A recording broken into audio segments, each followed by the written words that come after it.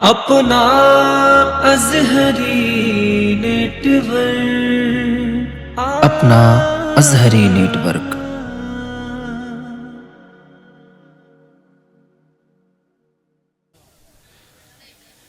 फ़अऊज़ु बिल्लाहि मिनश्शैतानिर्रजीम बिस्मिल्लाहिर्रहमानिर्रहीम।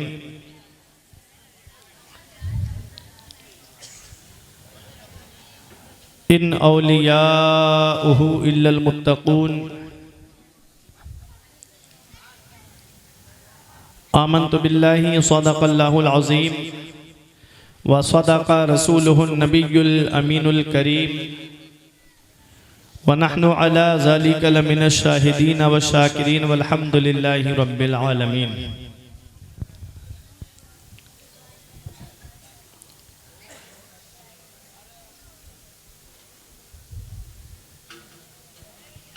बड़ी मेहनतों से जलसे सजाए जाते हैं और ऐसे मौके पे जहाँ ये 50-50 ग्राम की बटियाँ आप आगे बढ़ा देते हो, वो खुद पीछे जाके बैठ जाते हो। थोड़ी देर के लिए प्रोग्राम होता है, उसमें भी ये छोटे छोटे बच्चे अफरा तफरी का माहौल पैदा करते हैं। कितने पैसे खर्च होते हैं जलसों में, ये कमेटी वालों से पूछो। कैसे चंदा करते हैं, ये कमेटी वालों से पूछो। भीख की तरह दरवाजे दरवाजे जाकर के पैसे मांगते हैं बेचारे, और वो साहब कभी कहते हैं कि आज नहीं है कल ले लेना, कभी कहते हैं पैसे मिले नहीं हैं परसों आना, कुछ कहते हैं धंधा बना लिया है इन्होंने, कुछ अलग अलग बातें चौराहों पे होती रहती हैं। तब कहीं जाके ऐसे जलसे वजूद में आते हैं। काफ़ी मेहनतें रहती हैं, कभी इमाम साहब की मेहनत रहती है, कभी प्रधान जी की मेहनत रहती है, तो कभी ज़िला पंचायत सदस्य की मेहनत रहती है, सबकी मेहनतें लगती हैं। और आप हैं कि ऐसे मुबारक जलसों में बजाय कुछ हासिल करने के पीछे खड़े होकर के दूर से मज़ा लेने की कोशिश करते हैं। ये गौस पाक का प्रोग्राम है और गौसे आजम फरमाते हैं जब तक मैं नहीं चाहता कोई मेरा नाम नहीं ले सकता। हकीकत है, बेशक। तो आप यहाँ आए नहीं हो, मेरे गौस ने चाहा है तब यहाँ पर आप बेशक, सुभान अल्लाह। मेरे गौस ने चाहा है तब ये प्रोग्राम इतना बड़ा वजूद में आया है। और एक बात और मैं आपको बताऊं, तकरीर जो होती है बहुत सुकून के माहौल में होती है। जी, कोई ऐसा जुमला जुबान से निकल गया, लाइव चल रहा है, सोशल मीडिया का दौर, आज लाइव नहीं नेट बंद है, सोशल मीडिया का दौर है। कभी सोचने वाली बात है कि कोई ऐसा जुमला जुबान से निकल गया तकरीर में जिस पे तौबा आ गई। आए दिन देखते होगे नेट पे लोग तौबा करते हैं, सोशल मीडिया पे बाद में तौबा नामा आता है कि इन्होंने ये गलत बोल दिया था, इनसे तौबा कराई जाए, होता है नहीं? तो अगर ऐसा कोई जुमला जुबान से निकल गया और बाद में पता चला खतीब को कि इनके ऊपर तौबा है, तो वो तो सोशल मीडिया पे तौबा कर लेगा कि मुझसे ये गलती हो गई थी, मैं अपनी बात से रुजू करता हूँ, अल्लाह मुझे माफ करे। जी, आपने सुना है आप कहाँ कहाँ तौबा करते हुए फिरोगे? बिल्कुल। कभी सोचा इस बात पे गौर किया? भाई जहाँ बोलने वाले पे तौबा है, वहाँ जितने लोग बैठे सुन रहे हैं उन पे भी तो तौबा है। वो वाह वाह कर रहे थे उस मौके पे। जी, अभी भी आप मेरी बात को नहीं समझे। एक बार सब लोग खड़े हो जाएं, वो काम करना पड़ रहा है जो नकीब वाला है। अब इन बच्चों को पीछे करें और आप आगे को आए, करिए आप इनको। ए बेटा लड़कियों जाओ उधर बैठो जहां औरतें हैं, जाओ जाओ जाओ औरतों में बैठो। आ जाइए आप लोग, अब आगे को आइए आप लोग, थोड़ा थोड़ा अब बैठ जाइए आप हजरात, अब बैठे। माशाल्लाह सब लोग बैठिए, सब आ गए, बस सैफ भाई थोड़ी देर में आ जाएंगे, ठीक है? बहुत अच्छा प्रोग्राम है कादरी कमेटी वालों की जानिब से। काफी फोन आए सादिक भाई के, लेकिन इस बार हाजिरी नसीब हुई है। गौस पाक ने चाहा तो आ गए। जी जी, जिसे चाहा दर पे बुला लिया, जिसे चाहा अपना बना लिया। बेशक, ये बड़े करम के हैं फैसले, ये बड़े नसीब की बात है। सुभान अल्लाह। तो गौसे आजम की महफिल में हम और आप बैठे हैं। अब बैठिए, जरा सुकून का माहौल बनाइए। माशाअल्लाह आइए हम और आप मिलकर सबसे पहले मुस्तफ़ा जाने रहमत शम्ए बज़्मे हिदायत सरवरे कायनात फ़ख्रे कायनात बिनाए कायनात जनाब अहमद मुश्तबा मोहम्मद मुस्तफ़ा अरवाहुना फ़िदा सल्लल्लाहु ताला अलैहि वसल्लम की बारगाह में दुरूद पाक पेश करें। पढ़िए आवाज़ बुलंद अल्लाहुम्मा सल्ली अला सय्यिदिना व मौलाना मुहम्मदिन व बारिक वसल्लिम सलातों व सलामन अलैका या रसूल अल्लाह सल्लल्लाहु ताला अलैहि वसल्लम। बड़े अच्छे कलाम आपने सुने असलम भाई से और मेरे बाद भी आप सुनेंगे।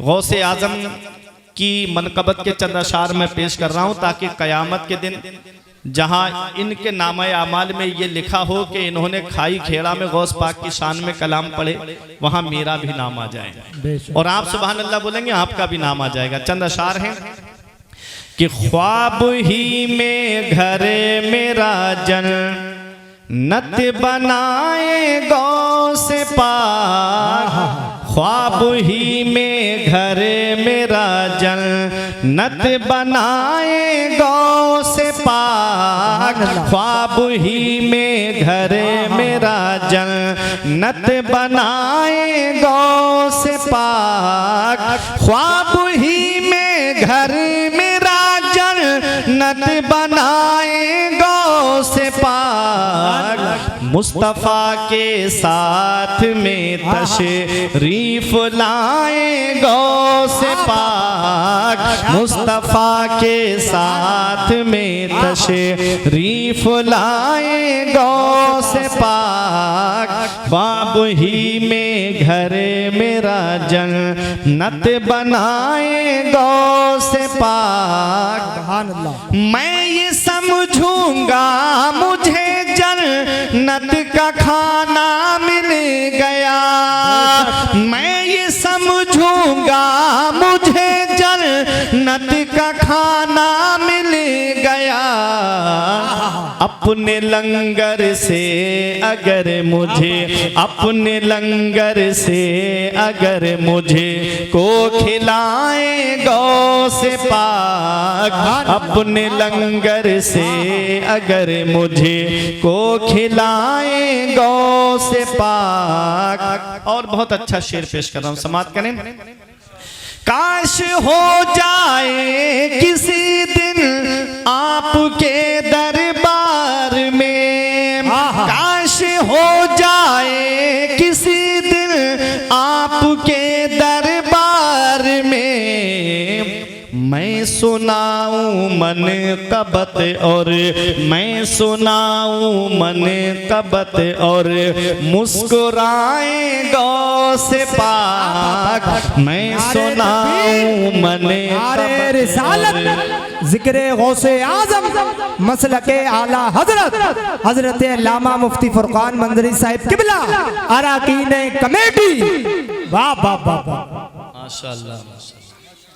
ये हमारे हाजी मुन्ने अंसारी साहब हमदर्द हैं, हमारे यहाँ सेथल में बहुत गरीबों के काम आते हैं।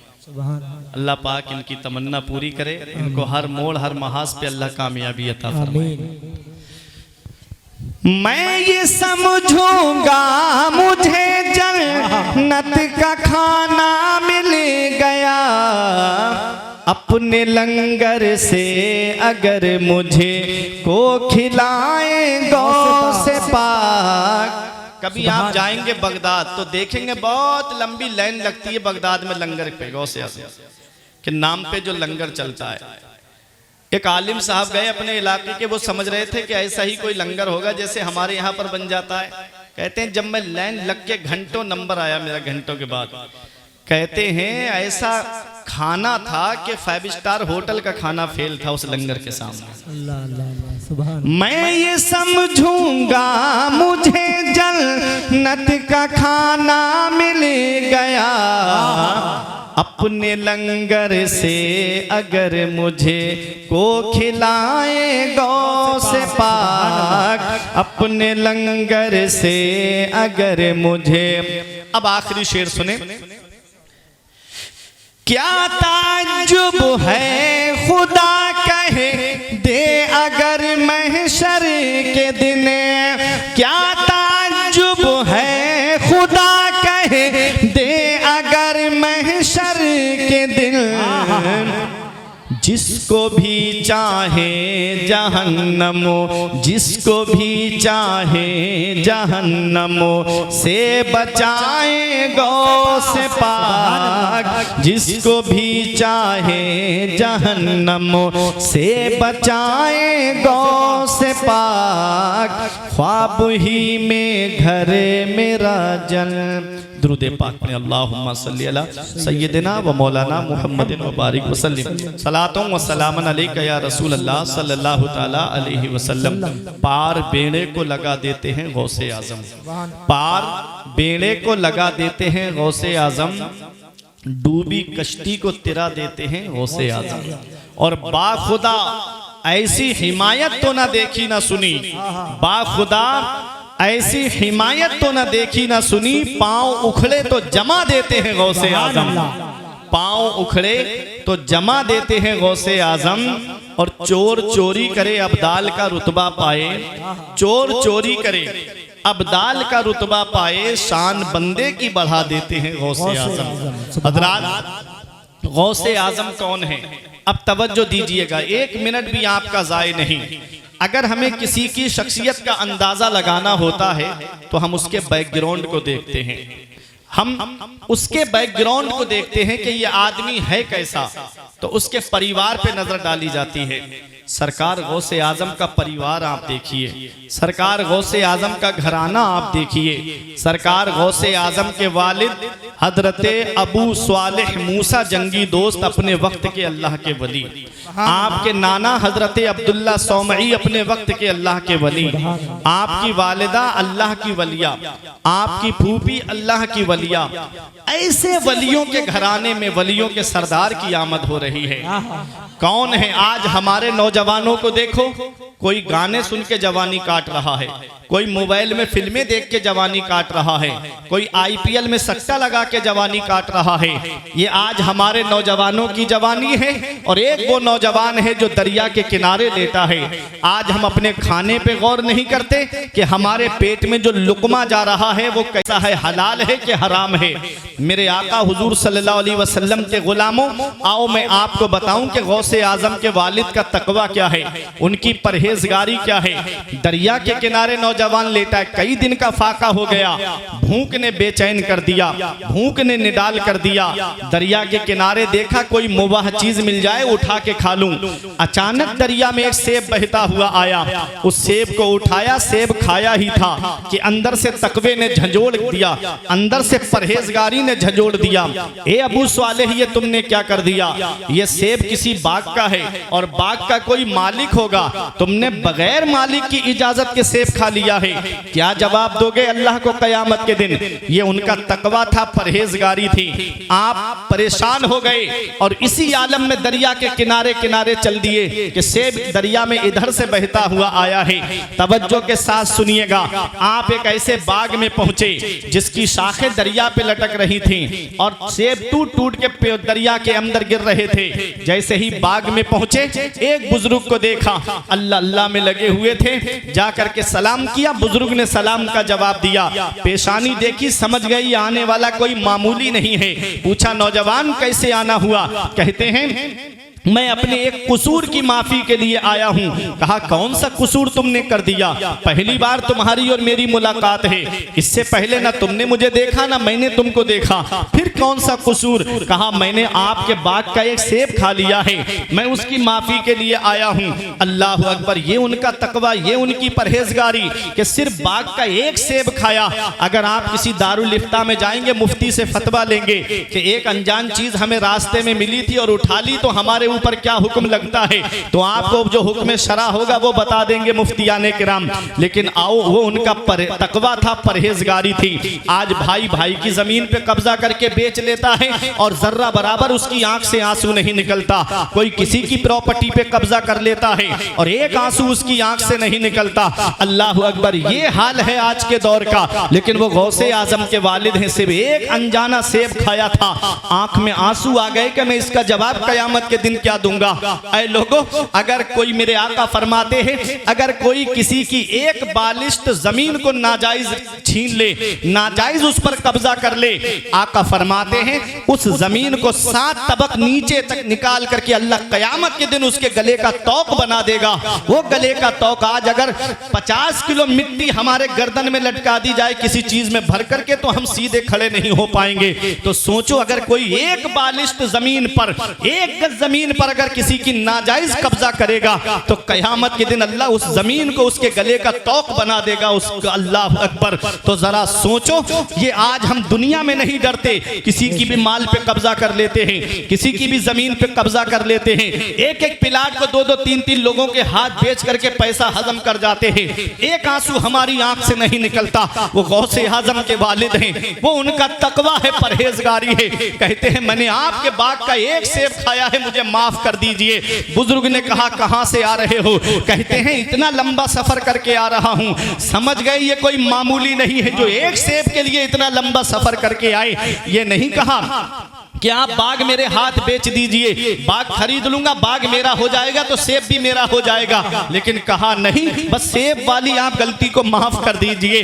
गौसे आजम के नाना जो अपने वक्त के अल्लाह के वली है, देखो वलीरा वली मी शनासद, वली को वली पहचानता है, जैसे चोर को चोर पहचान लेता है, जुआरी को जुआरी पहचान लेता है। हम जाएं कहीं नई बस्ती में, पता नहीं चलता जुए का अड्डा कहाँ लगा हुआ है, और चोर पहुंच जाए उस बस्ती में पता लगा लेता है, जुआरी पहुंच जाए पता लगा लेता है कौन से मोहल्ले में जुआ होता है।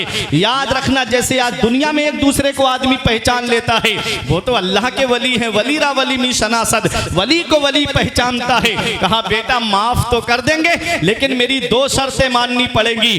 पहली शर्त यह है मेरे बाग की रखवाली करनी पड़ेगी, दूसरी शर्त पहली के पूरा होने के बाद में बताऊंगा। कहा ठीक है। अल्लाह अकबर। पहले बाग की रखवाली करते रहे, कई साल तक बाग की रखवाली की, और जब शर्त पूरी हो गई, आए बुजुर्ग के पास में कि आप मेरी अब पहली गलती जो हो गई, उसमें आपने पहली शर्त रखी वो मैंने पूरी कर दी, अब बताओ दूसरी शर्त क्या है? कहा बेटा दूसरी शर्त ये है कि तुम्हें मेरी बेटी से निकाह करना पड़ेगा, लेकिन याद रखो मेरी बेटी में क्या बातें हैं। कहा क्या? पैरों से लंगड़ी है, हाथों से लुंजी है, जुबान से गुंगी है, आंखों से अंधी है, कानों से बहरी है, उसके साथ तुम्हें निकाह करना पड़ेगा। बताओ खाई खेला वालों, आज अच्छा खासा लड़का है और लड़की भी ठीक ठाक है, बस सिर्फ इतना पता चले पैर से लंगड़ा के चलती है, तो वो रिश्ता मना कर देता है, मैं नहीं करूंगा, पैर से लंगड़ा के चलती है। अगर पता चल जाए कि उसकी आंख में फर्क है तो उससे रिश्ता नहीं करता, रिश्ता तोड़ देता है। अल्लाह अकबर। वो गौसे आजम के वालिद हैं। ऐसी लड़की जिसे पूरी जिंदगी बिठा के खिलाना ही है, पैरों से लंगड़ी, हाथों से लुंजी, आंखों से अंधी, कानों से बहरी, जुबान से गुंगी, कोई चीज सलामत है, लेकिन उनका तकवा था, परहेजगारी थी। उन्होंने सोचा, कहा दुनिया में सजा बर्दाश्त करने के लिए तैयार हूं, मैं आखिरत में इसकी सजा बर्दाश्त नहीं कर पाऊंगा, मुझे ये रिश्ता मंजूर है। फौरन उसी मजलिस में बुजुर्ग ने निकाह पढ़ा दिया। ये गौसे आजम के वालिद का निकाह हो रहा है, जिनके जिक्र की महफिल में आप बैठे हो, ये उनका निकाह होने जा रहा है। आज हम अपने यहाँ के निकाहों पे गौर करें, हमारे यहाँ के निकाह क्या होते हैं। 1-1 साल तक रिश्ता चलता है, 5-5 महीने रिश्ते चलते हैं, और लड़का सऊदी चला जाए तो 3-3 साल तक रिश्ते चलते रहते हैं। और वो जो बीच वाला है ना, जिसे बिचौलिया बिचपई कहते हैं, कभी लड़की वालों के यहाँ खाता है, कभी लड़के वालों के यहाँ खाता है। कहता है आज लड़के का भाई देखने आ रहा है, कल लड़के की माँ देखने आ रही है, परसों लड़के की बहन देखने आ रही है, और फिर कई महीने रिश्ता चलने के बाद एक खबर आती है लड़की वालों के घर पे कि लड़के के भाई को लड़की पसंद नहीं आई, या उसकी बहन को लड़की पसंद नहीं आई। बताओ खाई खेड़ा वालों, रक्षा चलाने वाला गरीब, दूसरों के घरों में मजदूरी करने वाला गरीब, टुक टुक चला करके अपने बच्चों का पेट भरने वाला गरीब, 300, 400, 500 रुपए की मजदूरी करने वाला गरीब, जब उसके घर से रिश्ता जोड़ना नहीं था तो क्यों उसके घर पे जाकर के खा करके आए? जब तुम्हें उस घर से रिश्ता करना ही नहीं था तो क्यों उस गरीब का तुमने खर्च जाकर के कराया? क्या इसका हिसाब कयामत में नहीं देना? क्या इसका जवाब कयामत के दिन नहीं देना? आज जो हमारे यहाँ की शादियां जो आज रस्में चल रही हैं, अल्लाह अकबर। सोचो, आज मैं आपको बता करके गुजरना चाहता हूं, जिसके घर में 3-3 बेटियां, उस गरीब को रात में नींद नहीं आती, रातों में उठ उठ करके रोता है, कहां से इतने पैसे लाऊं, कहां से इतना सामान लाऊं। कभी मंगनी के नाम पे कैश लिया जा रहा है, कभी दिकनौर के नाम पे कैश लिया जा रहा है, कभी जहेज में गाड़ी के नाम पर कैश लिया जा रहा है। आज जो जहेज का जो मामला चल रहा है शादियों में, आज बेटियां घरों पे आंसू बहा रही हैं। ए मौला, काश तूने हमें बेटी ना बनाया होता, मौला काश तूने हमारे बाप को 2-3 बेटियां न दी होती, काश हमारे बाप की आंखों में आंसू ना आए होते हमारी वजह से। बाप को रातों में नींद नहीं आती आज इन जहेज के लोभियों की वजह से। बाप लाखों रुपये खर्च करता है बेटियों की शादी में, फिर भी उस गरीब को ये अंदाजा नहीं है, ये पता नहीं है कि लाखों रुपये खर्च करने के बाद मेरी बेटी खुश रहेगी या नहीं रहेगी। आए दिन उसे जहेज के नाम पे ताने मिलते रहते हैं, कभी गाड़ी के नाम पे ताने मिलते रहते हैं, कभी सामान के नाम पे ताने मिलते रहते हैं। फला को पड़ोस में इतना मिला और ये कितना सा लेकर के आई है। याद रखना, अल्लाह रब्बुल इज्जत की पकड़ बहुत सख्त है। इन्ना बदशा रब्बिका लशदीद, तेरे रब की पकड़ बहुत सख्त है। जब अल्लाह पकड़ता है तो फिर कोई छुड़ाने वाला नहीं मिलता। खाई खेड़ा वालों, मैंने अपनी छोटी सी जिंदगी में बड़े से बड़े अमीर को फकीर होते हुए देखा और गरीब से गरीब इंसान को अमीर होते हुए देखा है। वो जो कभी पैरों में जिनके चप्पल नसीब नहीं थी, आज कारों में फख्र महसूस कर रहे हैं, और वो जो कभी कारों में घूमते थे, आज उनके घर में साइकिल तक नसीब नहीं है। मौला अली शेर खुदा फरमाते हैं, दौलत पर सेहत पे कभी भरोसा मत करना, बीमारी लगने में वक्त नहीं लगता है, पैसे के जाने में वक्त नहीं लगता है। इसलिए उस रब की पकड़ से डरो। ऐसी ऐसी बीमारियां चल रही, लाखों करोड़ों रुपये ऐसे ही चले जाते हैं, फिर भी इंसान का पता नहीं कि बच पाएगा कि नहीं बच पाएगा। उस रब की पकड़ से डरो। तुमने कोरोना काल में नहीं देखा, बड़े बड़े दौलत वाले, पैसे वाले, बड़े बड़े रुपये वाले जो पहली लहर में बच गए वो दूसरी लहर में निकल गए। और कैसी आई सी दूसरी लहर, अरे बड़े बड़े दौलत वाले, पैसे वाले गंगा नदी के किनारे बेगोरो कफन पड़े हुए थे, घर वाले लेने तक नहीं गए, परिजन उठाने तक नहीं गए, औलाद देखने तक नहीं गई। किस्मत वाला है वो बाप जो औलाद के कांधे पे कब्रिस्तान चला जाए, नसीब वाली है वो औलाद जो बाप के कांधे पे कब्रिस्तान चली जाए। किस्मत वाला है वो रिश्तेदार जो रिश्तेदार के कांधे पे कब्रिस्तान चला जाए। किस्मत वाला है वो पड़ोसी जो पड़ोसी के कांधे पे कब्रिस्तान चला जाए। दुनिया से जाना सभी को है, इस हाल में दुनिया से मत जाना कि इधर जनाजा उठे, उधर मोहल्ले के लोग कहें एक जुआरी का जनाजा जा रहा है, एक शराबी का जनाजा जा रहा है, एक अय्याश का जनाजा जा रहा है, इमामों को सताने वाले का जनाजा जा रहा है। इस हाल में मत जाना, बल्कि इस हाल में जाना कि इधर जनाजा उठे, उधर मोहल्ले के लोग कहें गद्दार मुस्तफा का नहीं, वफादार मुस्तफा का जनाजा जा रहा है, आशिक़े रसूल का जनाजा जा रहा है। जब इस हाल में जाओगे तो यही कहोगे, ये नाज ये अंदाज हमारे नहीं होते, दामन में अगर टुकड़े तुम्हारे नहीं होते, बेदाम ही बिक जाइए बाजारे नबी में। इस शान के सौदे में खसारे नहीं होते, मिलती ना अगर भीख हुजूर आपके दर से, इस ठाट से मंगतों के गुजारे नहीं होते। नारे तकबीर, नारे रिसालत, फैजाने गौसे आजम, करामते गौसे आजम, मसलके आला हजरत, ख्वाजा का हिंदुस्तान, हिंदुस्तान का सुन्नी मुसलमान, सरजमीने खाई खेड़ा, अराकीने कमेटी, नारे हैदरी। मुत्तकी बन के दुनिया से जाओ, अल्लाह अल्लाह, परहेजगार बन के दुनिया से जाओ। हाँ हाँ, इमाम गजाली फरमाते हैं, इंसान मरने के बाद कब्र में चला जाता है और अच्छा इंसान लोगों के दिलों में चला जाता है। लोग उसे याद रखते हैं, अपनी गुफ्तगू में याद रखते हैं, अपनी मजलिसों में याद रखते हैं, अपनी महफिलों में याद रखते हैं। अच्छे काम करके दुनिया से जाओ, किसी का दिल दुखा के मत जाना, बल्कि दिल जोड़ के दुनिया से जाना। किसी को सता के दुनिया से मत जाना, बल्कि किसी के हमदर्द बन के दुनिया से जाना। बिल्कुल। आज हमारे यहाँ की शादी, अल्लाह अकबर, एक बेटी की शादी में बाप पे इतना कर्जा हो जा रहा है कि और बेटियों के बालों में चांदी उतर आ रही, बाल सफेद पड़ने लगते, उनके रिश्ते का नंबर तक नहीं आता। अल्लाह। और ये जहेज के लोग भी नहीं जानते ना, नहीं मानते जहेज के लोग भी।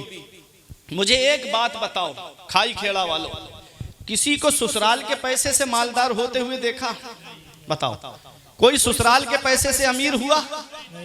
कितने साल चलेंगे? 4-5 लाख रुपए मिल गए, 1 साल, 2 साल, 3 साल, 4 साल, उसके बाद 4 दिन की चांदनी, फिर अंधेरी रात।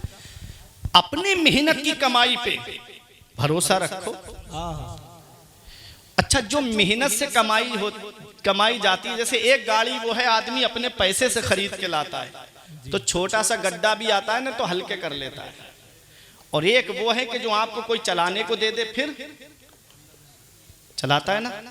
एक कार वो है जिसे आदमी खुद की कार है, खुद ड्राइवर है, तो बहुत हिसाब से चलाता है। और इको गाड़ी देखो रोड पे आप कैसे चलाते, कैसे ओवरटेक करते। गाड़ी किसी की है, चलाने वाला कोई है, टूटे तो टूटे, मेरा थोड़ी कुछ है, मालिक अपने आप भरेगा, है ना। एक बात मैंने बताई आपको, जिसकी चीज होती है उसी को दर्द होता है। आप फ्रिज अपने पैसे से घर में खरीद करके लाएंगे तब उसका एहसास होगा जी। वॉशिंग मशीन अपने पैसे से खरीद के घर में रखेंगे ना तो टाइम से चलाएंगे उसको। बिल्कुल। बाप दादा ने मेहनत की कमाई से एक टूटी साइकिल नहीं खरीद पाए, और ये साहब हैं कि इन्हें मोटरसाइकिल चाहिए शादी में। एक साहब आए मेरे पास, मोहसिन भाई, बोले हजरत मुझे मोटरसाइकिल चाहिए शादी में, तभी शादी करूंगा, मांगी हुई गाड़ी पे बैठना है मुझे। अच्छा, हमने भी कह दिया परेशान मत हो, तुझे मांगी हुई गाड़ी पे बैठना है ना, तो ठीक है चल हमारे साथ, जुमे का दिन है। हमने कहा चल मस्जिद में हमारे साथ। अल्लाह ने वो कमाल दिया है, वो हुनर दिया है अपने हबीब के सदके में।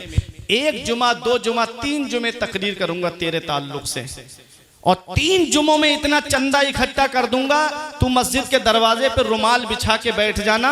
3 जुमों में इतने पैसे इकट्ठे कर दूंगा कि एक स्प्लेंडर गाड़ी आ जाएगी। आंखें चढ़ा के मुझसे कहता है, मौलाना क्या मुझे भिखारी समझते हो? क्या तुमने मुझे भीख मांगने वाला समझा है? हमने कहा नादान, भिखारी सिर्फ उसे नहीं कहते जो झोली फैला के दरवाजे दरवाजे मांगता हुआ फिरे। भिखारी सिर्फ उसे नहीं कहते जो कटोरा लेके दुकान दुकान मांगता हुआ फिरे। भिखारी सिर्फ उसे नहीं कहते जो दामन फैला करके लोगों के सामने मांगता हुआ फिरे। भिखारी उसे भी कहते हैं जो जहेज की लिस्ट बना करके ससुराल के दरवाजे पे मांगता हुआ फिरे। भिखारी कई किस्म के होते हैं, कोई 1 रुपए में राजी हो जाता है, कोई 5 रुपए में राजी हो जाता है, और कोई 10 रुपए में भी राजी नहीं होता है। ऐसे ही इनमें भी भिखारी है। हमने कहा मांगने से मना नहीं करते, अरे मांगना मोमिन की शान है, लेकिन कहां मांगना चाहिए ये मोहसिन रजा से मत पूछो, ये इमरान रईसी से मत पूछो, ये असलम हल्लौरी से मत पूछो, ये यामीन भाई से मत पूछो, ये कमेटी वालों से भी मत पूछो।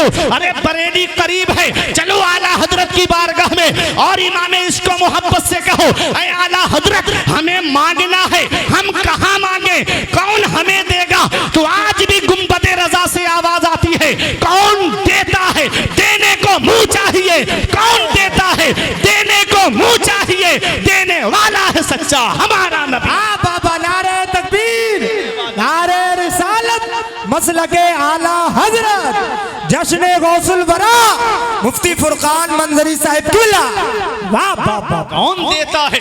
देने को मुंह चाहिए। देने वाला है सच्चा हमारा नबी। मांगने वाले मंगतों को यूं चाहिए, मांगना और किसी से भी क्यों चाहिए? कौन देता है? देने को मुंह चाहिए। देने वाला है सच्चा हमारा नबी। ये दुनिया वालों से मांगोगे 1-2 साल में खत्म, मदीने वाले मुस्तफा अता फरमाएंगे, नस्लें खाएंगी तब भी उसकी बरकत खत्म नहीं होगी। हातिम ताई के पोते ने एक आले रसूल से कहा, एक सैयद से कहा, मेरा दादा वो है जो 7 दरवाजों से बांटता है, और बांटने की शान ये है कि लेने वाला एक बार नाना की चौखट पे दादा की चौखट पे आ जाए, फिर किसी के 7 दरवाजों से बांटता है। बांटने की शान ये है कि लेने वाला एक पे ले, दूसरे पे आए तब भी देता है, तीसरे पे बारी बारी 7 पे आए 7 दरवाजों पे देता है। आले रसूल ने कहा, वो तेरा दादा है जो 7 दरवाजों से बांटता है, फिर भी साइल का सवाल पूरा नहीं होता, उसकी तमन्ना पूरी नहीं होती, लेकिन मेरा नाना वो है जो एक चौखट से बांटता है, एक दरवाजे से बांटता है, और बांटने की शान ये है कि लेने वाला एक बार नाना की चौखट पर आ जाए तो कयामत तक किसी के सामने हाथ नहीं फैलाता है। मर्तबा क्या कोई जाने शहे वाला तेरा, आसमानों पे मलाइक में है चर्चा तेरा, तू सखी ऐसा कि हातिम भी है मंगता तेरा। वाह क्या जूदो करम है शहे बता कहा तेरा, नहीं सुनता ही नहीं मांगने वाला तेरा। हाँ बाबा जिंदाबाद जिंदाबाद। मांगो नबी की बारगाह से, मस्जिद में आओ अल्लाह की बारगाह से मांगो, अल्लाह देगा, उसका रसूल देगा, तब घर का गुजारा होगा। क्या बात। बंदे के देने से कभी पूरा नहीं हुआ।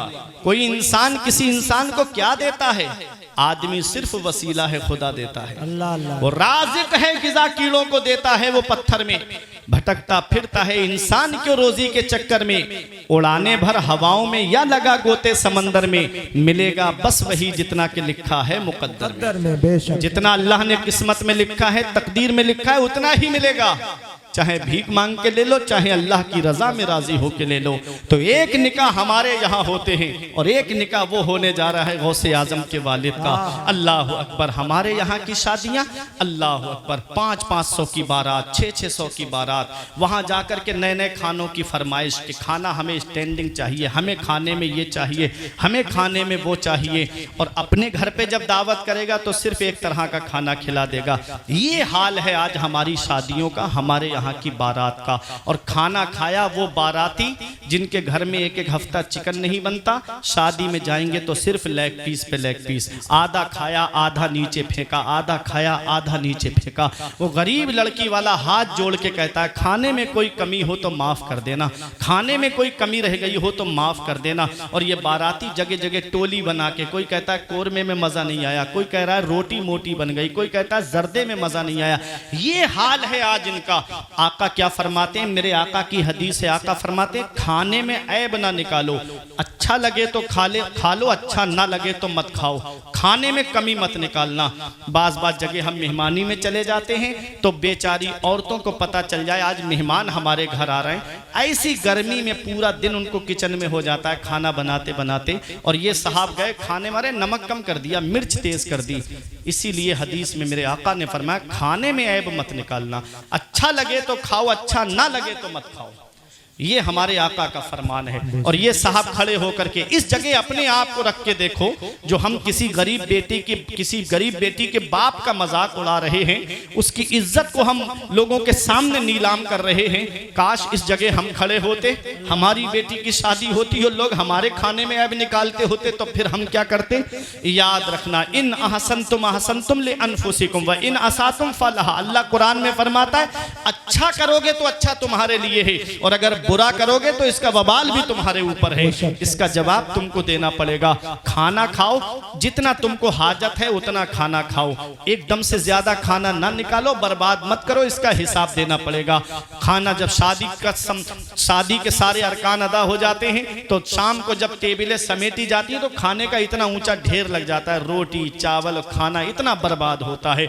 ये हाल है हमारे यहाँ की शादियों का। और एक पैगाम है, जब किसी के यहाँ बेटी की शादी में जाओ तो घर से कुछ खा के जाया करो। वो गरीब बाप जने कहां से इंतजाम करके लाता है, तब कहीं जाकर के इतनी बड़ी दावत का इंतजाम करता है। ये साहब 200 लोगों को बताया और 300 लोग लेकर पहुंच गए उसके यहाँ पर। 100 लोगों की वजह से उसकी इज्जत दाव पे लगी है, लेकिन अपनी इज्जत बचाने के लिए वो कहां से कर्ज करके ला करके तुम्हारे मेहमानों की मेहमान नवाजी करता है।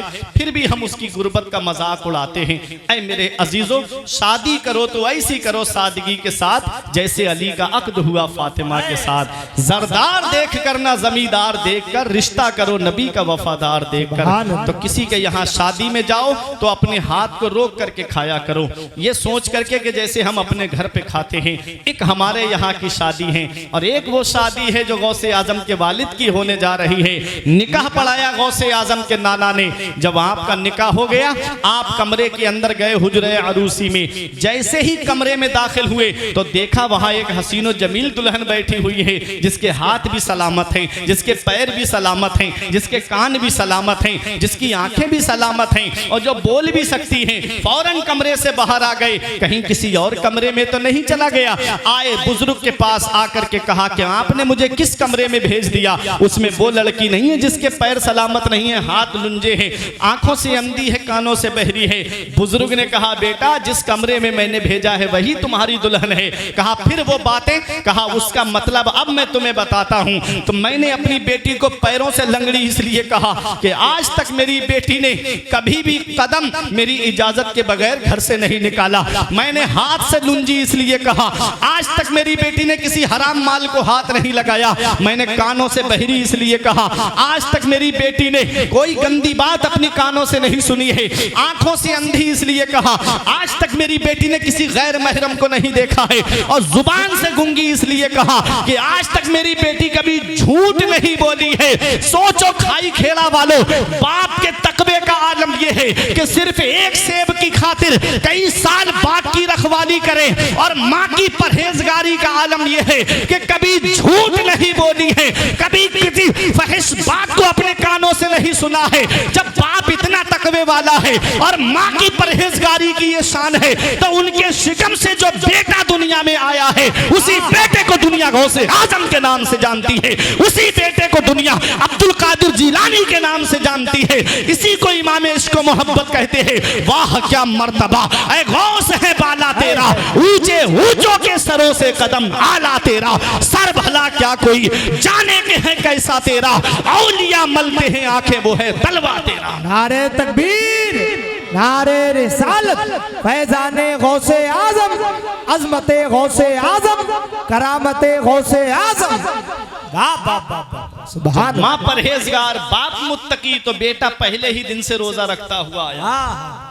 और जब 4 साल 4 महीना 10 दिन की आपकी उम्र हुई, रस्म बिस्मिल्लाह ख्वानी हुई, तो उस्ताद ने सोचा कि बेटे को तो शुरू से पढ़ाना है, औज़ बिस्मिल्लाह से पढ़ाना है।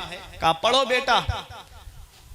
जैसे ही आपसे कहा पढ़ो, तो गौसे आजम ने औज़ बिल्लाह पढ़ी, बिस्मिल्लाह, पहला पारा, दूसरा, तीसरा, चौथा, पांचवा, छठा, सातवां, आठवां, 17 पारे। निअमल मौला व निअमन नसीर, 17 पारे सुना दिए उस्ताद को। उस्ताद हैरत में, यहाँ तो कोई कोचिंग भी नहीं पढ़ाता है, फिर इसको 17 पारे कैसे याद? आंखों में आंसू आ गए, खुशी के आंसू। बेटा कहाँ पढ़े इतना? कहा माँ के पेट में। अल्लाह अल्लाह। कहाँ पढ़े? कहा माँ के पेट में। सुन के गौसे आजम ने 17 पारे याद कर लिए माँ के पेट में। अब यहाँ पहुंच के एक बात आपको बता दूं, आप सोच में आती होगी बात कि माँ के पेट में कैसे बच्चा याद कर लेगा। जब हमल 4 महीने का हो जाता है माँ के पेट में, तो उसके बदन में रूह डाल दी जाती है। 4 महीने का हमल जब हो जाता है तो रूह पड़ जाती है, ठीक है। अब आप इससे अंदाजा लगाओ, मैं आपको मिसाल से समझा दूं ताकि बात आपके जहन में बैठ जाए। मेरे आका हुजूर सल्लल्लाहु ताला अलैहि वसल्लम ने फरमाया, कुल्लु मौलूदिन यूलदु अलल फितरा, हर बच्चा फितरत पे पैदा होता है।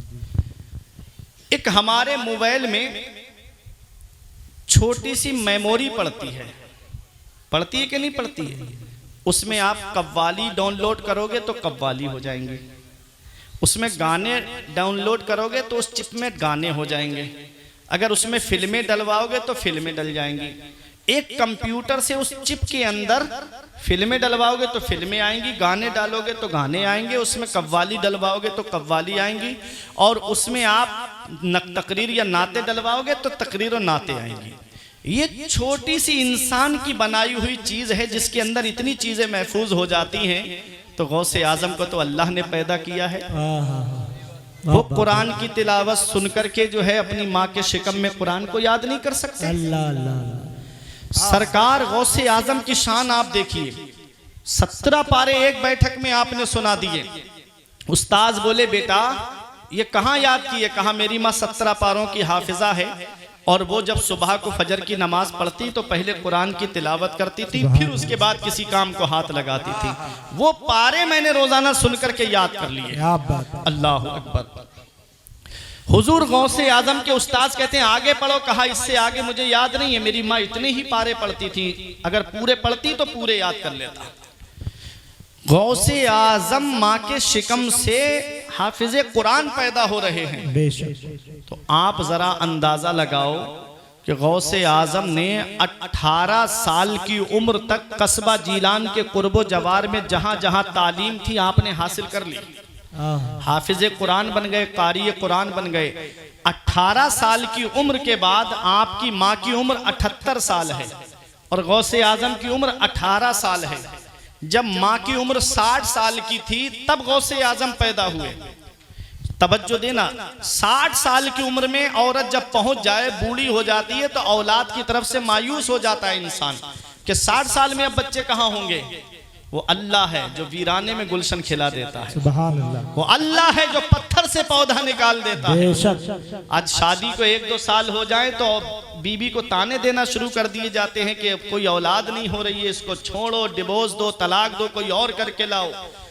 अल्लाह ने जब किस्मत में लिखा है तब औलाद होगी। बेशक। इब्राहीम अलैहिस्सलाम की उम्र शरीफ जब 99 साल की हो गई, तब हजरत इस्माईल अलैहिस्सलाम पैदा हुए। सुभान अल्लाह। और हजरत सारा इब्राहीम अलैहिस्सलाम की जो बीबी हैं, वो जब बूढ़ी हो गई, तब हजरत इसहाक अलैहिस्सलाम पैदा हुए।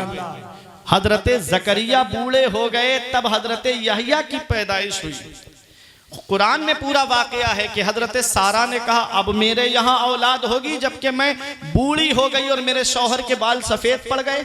फरिश्तों ने कहा बीबी तुम इस बात पे ताज्जुब करती हो कि तुम बूढ़ी हो गई? अरे अल्लाह ने तब पैदा किया था जब इंसान था भी नहीं, तो अल्लाह ने इंसान को पैदा किया। उस रब की बारगाह में जाओ। जब ये अल्ट्रासाउंड का जमाना नहीं था, जब सोनोग्राफी का जमाना नहीं था, जब कोई डॉक्टरों के पास नहीं जाता था, तब भी बच्चे होते थे। जब अल्लाह ने किस्मत में लिखा है तब तुम्हारे यहाँ औलाद होगी। सुनो, सरकार गौसे आजम 18 साल की उम्र है, कस्बा जीलान में तालीम हासिल करने के बाद अब मजीद पढ़ने के लिए बगदाद जाना चाहते हैं। अपनी माँ के पास आए, अम्मी इजाजत दे दो, अब मैं मजीद हुसूल इल्म के लिए बगदाद जाना चाहता हूँ। पता चला गौसे आजम जो वलियों के सरदार हैं, गौसे आजम जो पैदाइशी वली हैं, मादरजाद वली हैं, और ऐसे वली हैं कि तब तक कोई वली बनता ही नहीं है जब तक गौसे आजम के दस्तखत नहीं हो जाते। विलायत का बजट गौसे आजम की बारगाह से पास होता है, तब कोई वली बनता है। इतना बड़ा अल्लाह का वली, उसको मदरसा जाने की क्या जरूरत थी? उनको पढ़ने की क्या जरूरत थी? उनको उस्ताद के सामने जानुए तलम्मुस तय करने की क्या जरूरत थी? फिर भी पढ़ने गए तो उन जाहिल पीरों के मुंह पे तमाचा है जो कहते हैं मौलवियों का रास्ता और है और पीरों का रास्ता और है। बेशक बेशक। तब तक कोई वली बनता ही नहीं है जब तक अल्लाह ताला उसे इल्म नहीं दे देता। अब इल्म 2 तरह का है, या तो अल्लाह उसको वो इल्म दे जो मदरसे में जाकर के वो हासिल करे, या अल्लाह उसको इल्म लदुन्नी अता कर दे, उसके दिल में अल्लाह ताला इल्का कर दे। जैसे शाहजी मियाँ किसी मदरसे में पढ़ने नहीं गए, लेकिन बड़े बड़े मसाइल हल कर दिए शाहजी मियाँ ने। सैयद शाह अब्दुल रज़्ज़ाक़ बांसवी बांसा शरीफ कहीं पढ़ने नहीं गए मदरसे में, लेकिन बड़े बड़े मसाइल हल कर दिए आपने। तो कितने ऐसे अल्लाह के वली हैं कहीं मदरसा पढ़ने नहीं गए, लेकिन अल्लाह ने उनके दिल में इल्का कर दिया, उनको इल्म लदुन्नी अता फरमा दिया। इल्म जरूर देता है अल्लाह, बगैर इल्म के कोई वली नहीं बन सकता। गौसे आजम आलिम भी हैं, मौलाना भी हैं और वलियों के सरदार भी हैं। गरीब नवाज आलिम भी हैं, मौलाना भी हैं और आप हिंदुस्तान के वलियों के सरदार हैं। साबिर पाक आलिम हैं, वारिस पाक आलिम हैं, हाफिज हैं। किरत सबा के साथ वारिस पाक ने कुरान पाक हिफ्ज किया है। कहाँ कहाँ मैं आपको बताऊं, जितने वली मिलेंगे पहले अल्लाह ने उन्हें इल्म दिया है, फिर विलायत अता फरमाई है। सरकार गौसे आजम ने भी इल्म हासिल किया, मदरसा पढ़ने गए, तालीम हासिल की। 18 साल तक कस्बा जीलान के कुर्बो जवार में पढ़े, उसके बाद बगदाद तालीम हासिल करने के लिए गए। पता चला सरदारी इल्म से मिलती है, बुलंद रुतबा इल्म से मिलता है, बुलंद तालीम इल्म से बुलंद मकाम इल्म से मिलता है, मकाम सुरैया इल्म से मिलता है। आज हम इल्म से दूर हो गए, आज हम तालीम से दूर हो गए, आज हम एजुकेशन से दूर हो गए, आज हम शिक्षा से दूर हो गए। हमारे बच्चे जगह जगह बैठ करके कोई मोबाइल में पबजी चला रहा है, कोई फ्री फायर खेल रहा है, कोई यूट्यूब चला रहा है, कोई फेसबुक देख रहा है, कोई इंस्टा पे गंदी तस्वीरें देख रहा है, कोई व्हाट्सएप चला रहा है। ये हाल है। और आज हमारे बच्चे पढ़ने नहीं जाते, तालीम हासिल नहीं करने जाते, न कभी मदरसा पढ़ने जा रहे हैं, न स्कूल पढ़ने जा रहे हैं। पता चला सरदारी इल्म से मिलती है, बुलंद रुतबा इल्म से मिलता है। तालीम तुम्हारे पास होगी तो लोग तुम्हारी इज्जत करेंगे, इल्म तुम्हारे पास होगा तो लोग मोहब्बत से बात करेंगे। आप नीचे बैठे हो, उलमा ऊपर बैठे हैं, ये इल्म की बरकत है। आप कितने भी बड़े उम्र रसीदा सही, लेकिन आपका बेटा अगर हाफिज है या आलिम है तो मुसल्ले पे उम्र की वजह से आपको नहीं बढ़ाया जाएगा, बल्कि उस हाफिज को बढ़ाया जाएगा, उस आलिम को बढ़ाया जाएगा। क्यों? क्योंकि इल्म की बरकत है। इल्म अगर तुम्हारे पास है तो लोग तुम्हारी इज्जत करेंगे, तालीम तुम्हारे पास है तो लोग तुम्हारी इज्जत करेंगे। इसीलिए हमारे बुजुर्गों ने कहा आधी रोटी खाओ लेकिन बच्चों को जरूर पढ़ाओ, बच्चों को जाहिल मत रखना। यह दौर बड़ा तरक्की याफ्ता दौर है। इस दौर में अनपढ़ की जिंदगी दुश्वार होती जा रही है। अफसोस होता है जब बैंक में हमारे भाई जो है फार्म लेके इधर उधर फिरते हैं कि हमारा फार्म भर दो, कोई कहता है मेरे पास कलम नहीं, कोई कहता है मेरे पास टाइम नहीं। अफसोस होता है काश हमारे पास तालीम होती तो हम इस तरह से भागते हुए नहीं फिरते, काश हमारे पास एजुकेशन होता तो हम इस तरह से भागते हुए नहीं फिरते। इसलिए गुर्बत में जिंदगी काट लो लेकिन बच्चों को जरूर पढ़ाओ, अपने बच्चों को तालीम जरूर दो। आज तो स्कूलों में इतनी फैसिलिटी मिल गई है, मदरसों में इतनी फैसिलिटी मिल गई है कि आज बच्चे बड़ी आसानी से तालीम हासिल कर सकते हैं। मेरे अजीजों, इसलिए अपने बच्चों को पढ़ाना जरूर, तालीम जरूर दिलाना। सेक्टर ब्यूरो की रिपोर्ट के मुताबिक 85% मुसलमान तालीम याफ्ता नहीं है। अल्लाह अकबर, ये हाल है आज हमारा। हम 400-500 रुपए के चक्कर में बच्चों को तालीम से रोक लेते हैं। फिर क्या होता है जब वो बड़े होते हैं, उनकी शादी होती है तो बहुत अफसोस का मकाम होता है। अब तो दौर बड़ा डिजिटल होता जा रहा है। अब तो आप देख रहे हो ना कितना डिजिटल दौर हो गया। अगर सही माना में आप देखोगे तो आपका पासपोर्ट भी नहीं बन सकता, अगर सही माना में आप देखोगे तो आपका लाइसेंस तक नहीं बन सकता। अगर तालीम आपके पास नहीं है, एजुकेशन आपके पास नहीं है, वो अलग बात है, पैसे दे करके अपना काम करा लो, लेकिन अगर सही माना में आप देखोगे तो आपका जो है लाइसेंस नहीं बन सकता। आप एक मुल्क से दूसरे मुल्क कमाने नहीं जा सकते अगर आपके पास तालीम नहीं है। कैसे पहचानोगे कौन सी फ्लाइट में बैठना है, कैसे पहचानोगे कौन सी ट्रेन में बैठना है। इसलिए तालीम बहुत जरूरी है, एजुकेशन बहुत जरूरी है। आओ अपने जहन को करीब करो। गौसे आजम ने तालीम हासिल की, गौसे आजम ने एजुकेशन हासिल किया, गौसे आजम ने शिक्षा हासिल की और माँ के पास आके बोले अम्मी इजाजत दे दो, मैं मजीद हुसूल इल्म के लिए बगदाद जाना चाहता हूँ। माँ की उम्र 78 साल की है। माँ ने ये नहीं कहा बेटा अब बुढ़ापे में मुझे छोड़ के जा रहा है, जब मुझे तेरी सपोर्ट की जरूरत है, जब मुझे तेरे सहारे की जरूरत है। माँ ने नहीं कहा बेटा अब मुझे जब सहारे की जरूरत है तब तू मुझे छोड़ के जा रहा है। बताओ खाई खेड़ा वालों, जब माँ बाप बूढ़े हो जाते हैं तो उन्हें औलाद की सपोर्ट की कितनी जरूरत होती है। जैसे बचपन में वो हमें सपोर्ट करते हैं, हमें हाथ पकड़ के चलाते हैं, हमारी हर ख्वाहिश को पूरा करते हैं। हम खाने के लिए जो मांगे हमारे माँ बाप हमारे लिए ला करके रखते हैं। हम कोई चीज दुकान से मांगे हमारे बाप हमको देते हैं। कभी सोचा है जब वो बूढ़े हो जाएं तो क्या उनके दिल में कोई अरमान नहीं आता होगा कि आज मैं ये खा लेता? कभी उनके दिल में ये ख्वाहिश नहीं जाती होगी कि काश मेरा बेटा आज मुझे ये चीज ला करके दे देता? जब तक माँ बाप जिंदा होते हम उनकी कदर नहीं करते, हम उसका एहसास नहीं करते। और जब वही बाप की चारपाई घर से उठ जाए, माँ दुनिया से चली जाए, तब हम परेशान होते फिरते कि अब हम दुआ किससे कराएं। जब तक बाप जिंदा है इसकी हम कदर नहीं करते, जब तक माँ जिंदा है उसकी कदर नहीं करते। और जब वही माँ बाप दुनिया से चले जाएं तब हमें एहसास होता है आज कितना बड़ा साया मेरे घर से चला गया, आज कितनी बड़ी सपोर्ट मेरे घर से चली गई। आज का नौजवान 4 पैसे क्या कमाने लगा, थोड़ी सी दौलत क्या आ गई उसके पास, अपने माँ बाप की इज्जत नहीं करता। कहता है मकान मैंने अपने पैसे से बनाया, जमीन मैंने अपने पैसे से खरीदी, ये प्लाट मैंने अपने पैसे से खरीदा, मेरे बाप ने मेरे लिए क्या किया है। कभी तुम्हें ये ख्याल आए ना मेरे बाप ने मेरे लिए क्या किया है, तो अपने बाप के करीब बैठ करके उनकी सफेद दाढ़ी की तरफ देखना, उनके माथे की सिलवटों की तरफ देखना, उनके हाथों की लकीरों की तरफ देखना। एक दिन मैंने पूछा अब्बा मेरे हाथ की लकीरें नजर आ रही हैं, आपके हाथ की लकीरें कहाँ चली गई? तो खाई खेड़ा वालों एक जवाब दिया था बेटा तुम्हारी तकदीर बनाते बनाते हमारे हाथ की लकीरें मिट गई। बाप क्या नहीं करता अपनी औलाद के लिए, बाप कौन सी कुर्बानी नहीं देता अपनी औलाद के लिए, बाप कौन सी परेशानी नहीं उठाता अपनी औलाद के लिए। कभी लगे तुम्हें मेरे बाप ने मेरे लिए क्या किया है तो चले जाया करो रेलवे स्टेशन की तरफ, चले जाया करो सैटेलाइट बस स्टेशन की तरफ, कभी चला जाया करो पुराने बस अड्डे की तरफ। वहां रात में कुछ लोग तुम्हें ऐसे मिलेंगे कि कोई ऑटो रिक्शा चला रहा है, कोई टेम्पू लेकर के खड़ा है, कोई इको लेकर के खड़ा है, कोई बस लेकर के खड़ा है, कोई ट्रक लेकर के खड़ा है। ये रात के 2 बजे 3 बजे जबकि शिद्दत की नींद आती है, आदमी को आंख खोलना दुश्वार हो जाता है, ऐसे आलम में कोई रिक्शा चला रहा है। ये एक बाप ही तो है जो सोचता है 4 पैसे जमा हो जाएंगे, मेरी औलाद के खर्चे में काम आएंगे, मेरी औलाद की पढ़ाई में काम आएंगे, मेरी औलाद की तालीम में काम आएंगे। आज वही बाप बूढ़ा हो गया, हमने उसका बिस्तर घर से बाहर कर दिया, हमारे कमरों में एसी चले, कूलर चले, जाड़ों में गर्म हीटर लगा है, और माँ बाप है कि तीनों झोपड़ियों में रह के जिंदगी गुजार रहे हैं। क्या इस दिन के लिए बाप ने औलाद के लिए दुआ मांगी थी? क्या इस दिन के लिए पीरों के घरों के चक्कर लगाए थे? क्या इस दिन के लिए बाप ने आलिमों से दुआ कराई थी कि हजरत दुआ कर दो कोई चिराग जलाने वाला आ जाए? याद रखना, बाप की चारपाई जिस दिन घर से उठ गई, माँ की चारपाई जिस दिन घर से उठ गई, उस दिन तुम्हें एहसास होगा सच्चे दिल से कोई दुआ देने वाला नसीब नहीं होगा। हर किसी के मशवरे में तुम्हें मतलब मिलेगा, दोस्तों के मशवरे में मतलब होगा, रिश्तेदारों के मशवरे में मतलब होगा, पड़ोसियों के मशवरे में तुम्हें मतलब मिलेगा, लेकिन बगैर मतलब के कोई मशवरा देता है तो वो तुम्हारे माँ बाप है जिनके मशवरे में कोई मतलब नहीं होता है, जो सच्चे दिल से अपने औलाद को दुआ देते हैं और मशवरा देते हैं। आज उसी बाप की हम कदर नहीं करते।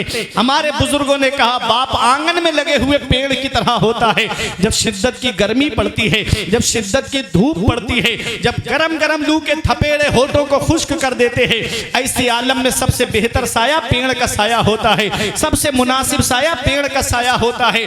गर्मी पड़े पेड़ के नीचे कुर्सी डाल के बैठो, आराम मिल जाएगा। शिद्दत की धूप पड़े आप पेड़ के नीचे चारपाई बिछा के बैठ जाओ, सुकून से नींद आ जाएगी। हमारे बुजुर्गों ने कहा बाप आंगन में लगे हुए पेड़ की तरह है। जिस दिन ये पेड़ आंगन से उखड़ गया उस दिन धूप भी परेशान करेगी, गरम गरम लू के थपेड़े भी परेशान करेंगे। ऐ जिया माँ बाप के साये की ना कदरी न कर, ऐ जिया माँ बाप के साये की ना कदरी न कर, धूप काटेगी बहुत जब ये शजर गिर जाएगा। धूप कैसी भी हो साया नहीं खोने देता, धूप कैसी भी हो साया नहीं खोने देता, राह कैसी भी हो बेबस नहीं होने देता, बेच के अपना लहू चाहे वो रोटी लाए, बाप औलाद को भूखा नहीं सोने देता। आज वही बाप बूढ़ा हो गया, हम एक एक पैसे को तरसाते। आज वही बाप बूढ़ा हो गया, एक एक रुपए के लिए परेशान है, बाप एक एक पैसे की दवाई के लिए परेशान है, और बेटा नैनीताल की सैर कर रहा है। बाप एक एक पैसे के लिए परेशान, और बेटा है कोई शिमला घूम रहा है, कोई मसूरी, कोई कश्मीर घूमने जा रहा है। बाप एक एक पैसे के लिए परेशान और बेटा दार्जिलिंग की सैर कर रहा है। बाप एक एक पैसे के लिए परेशान और बेटा अजमेर की बड़ी देग में पैसे डाल कर आ रहा है। क्या उससे गरीब नवाज राजी हो जाएंगे जिससे उसके माँ बाप नाराज हैं? आका फरमाते जिससे उसके माँ बाप नाराज उससे अल्लाह नाराज, उसका रसूल नाराज, और जिससे उसके माँ बाप राजी उससे अल्लाह राजी, उसका रसूल राजी। घर में रूठे हुए माँ बाप को मना लो, वो हाथ उठा के दुआ कर देंगे, अल्लाह तेरे कारोबार में इतनी बरकतें अता फरमाएगा कि तेरी नस्लें खाएंगी तब भी उसकी बरकत खत्म नहीं होगी। ये माँ बाप है। माँ बाप अगर घर में परेशानियां हैं तो माँ बाप से दुआएं कराओ। औलाद अगर नहीं हो रही है तो माँ बाप से दुआएं कराओ। दुकान में बरकत नहीं है तो माँ बाप से दुआएं कराओ। कारोबार में बरकत नहीं है तो माँ बाप से दुआएं कराओ। मेरे सर से मेरी सारी मुसीबत टाल देती है, मेरी माँ मेरे दामन में दुआएं डाल देती है। परेशान हो अंधेरों से तो जाओ माँ के कदमों में, वो जब चाहे मुकद्दर में उजाले डाल देती है। नारे तकबीर, नारे रिसालत, अज़मते वालिदैन, जश्ने गौसुल वरा, मुफ्ती फुरकान मंजरी साहिब किबला, सरजमीने खाई खेड़ा, अराकीने कमेटी, नारे हैदरी। ये माँ बाप है। माँ बाप दिया था अब्बा ने जो एक झूमर बेच डाला था, अल्लाह अल्लाह, दिया था अब्बा ने जो एक झूमर बेच डाला था, खुशी से अपने अरमानों का दफ्तर बेच डाला था। बुलंदी मिल गई तो भूल बैठे हैं वही बेटे, कभी जिनके लिए अम्मी ने जेवर बेच डाला था। अल्लाह अल्लाह, बुलंदी मिल गई तो भूल बैठे हैं वही बेटे, कभी जिनके लिए अम्मी ने जेवर बेच डाला था। आका के वसीले से कभी तो नमाज से, औलाद माने मांगी थी बंदा नवाज से, अब्बा की आंख का जो चश्मा न ला सके। माँ बाप जीते जी, माँ बाप जीते जी देखने को तरस गए। नारे तकबीर, नारे रिसालत, शायर इस्लाम सैफ रजा कानपुरी, शायर इस्लाम सैफ रजा कानपुरी, उलमाए अहले सुन्नत। इश्क मोहब्बत, इश्क मोहब्बत, इश्क मोहब्बत, इश्क मोहब्बत। जश्ने गौसुल वरा मसलके आला हजरत मुफ्ती फुरकान मंजरी साहिब किबला, अराकीने कमेटी, सरजमीने खाई खेड़ा। माशाल्लाह हमारे शायर अहले सुन्नत भाई सैफ रजा कानपुरी साहब, बहुत अच्छी आवाज से अल्लाह पाक ने इनको नवाजा है और अब से नहीं पढ़ रहे हैं। 20 साल हो गए, 20 साल से नात पढ़ रहे हैं। सुभान अल्लाह। अब आप सोचते हो कि इनकी उम्र इतनी कम है। अरे बचपन की नात आप उनकी सुनिएगा। हाँ, अब भी चिड़ैया उड़ी नहीं इनकी, न कितने लोगों की उड़ गई। हाँ माशाल्लाह, वो कलाम में सुनता था, इनका बचपन का कलाम है वो, तमाम आलम के जिन्नो इंसान खुशी के नगमात गा रहे हैं। बहुत अच्छी आवाज़ है माशाल्लाह। अब आप इनको सुनेंगे आब आमद तयम्मुम बर्खास्त के तहत। मैं बस चंद बातें बताऊं, बात खत्म करने जा रहा हूं। माँ बाप समझ रहे ना, आका के वसीले से कभी तो नमाज से, औलाद माने मांगी थी बंदा नवाज से। माँ बाप दुनिया में देखने को तरस गए, मरने के बाद आए हैं बच्चे जहाज से। ये हाल है, आंखें खराब हो गई औलाद पालकर, औलाद बात करती है आंखें निकाल कर। जीते जी बाप का जो चश्मा न ला सके, मरने के बाद रखते हैं चश्मा संभाल कर। ये हाल है आज की औलाद का। मेरे अजीजों, अगर माँ बाप जिंदा हैं तो उनकी कद्र कर लो, अगर माँ बाप हयात हैं तो उनकी खिदमत कर लो, और अगर दुनिया से चले गए हैं तो आका फरमाते हैं जुमे के दिन जो माँ बाप की कब्र की जियारत कर ले, ऐसा बेटा माँ बाप के साथ हुस्ने सुलूक करने वालों में लिखा जाता है। अरे चले जाया करो कब्रिस्तान, चले जाया करो। आका फरमाते हैं फल मैयतु फिल कब्र इल्ला कल गरीकिल मुतगव्विस यंतज़िरु दावतन तलहकुहु मिन अबिन व उम्मिन व अखिन व सदीकिन। आका फरमाते हैं जो कब्रिस्तान में लेटे हैं वो दरिया में डूबने वाले की तरह हैं। जैसे कोई दरिया में डूब रहा हो तो उसे सहारे की जरूरत होती है। बाप आता हाथ दे के सहारा निकाल लेता, बेटा सोचता है मेरा बाप सहारा दे देता, बाप सोचता है बेटा सहारा दे देता। ऐसे ही जो कब्रिस्तान में लेटे वो भी सहारा की तलाश में है। काश मेरी औलाद मेरे लिए ईसाले सवाब कर देती। बाप सोचता है काश मेरी औलाद मेरे लिए कुरान पढ़ के ईसाले सवाब कर देती।